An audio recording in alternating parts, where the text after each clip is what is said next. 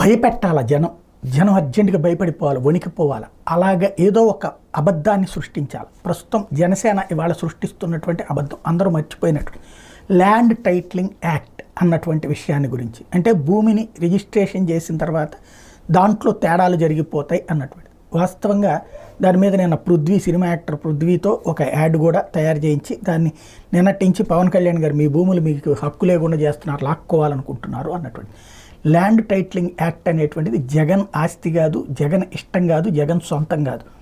Land titling act అన్నది కేంద్ర ప్రభుత్వం పార్లమెంట్లో తీసుకొచ్చినటువంటి చట్టం. ఎందుకంటే ఇదివరకటి రోజుల్లో ఒక భూమి మనం రిజిస్ట్రేషన్ చేసుకున్నా ఇంకొకటి వచ్చి నా పేరు మీద కూడా అదే భూమి రిజిస్ట్రేషన్ ఉంది అంటే లీగల్ లిటిగేషన్ కింద అది పెట్టి మొట్టమొదటి ఎవడి పేరు మీద రిజిస్ట్రేషన్ ఉందో వాడికి అని చెప్పి అట్లాగ ఒక పక్కన స్టే ఇస్తారు, వాడిని అమ్ముకోవడానికి వీళ్ళేకుండా చేస్తారు. అంటే భూ వివాదాలన్నిటికీ కారణం ఏంటంటే రిజిస్ట్రేషన్ పత్రాలే అవుతున్నాయి.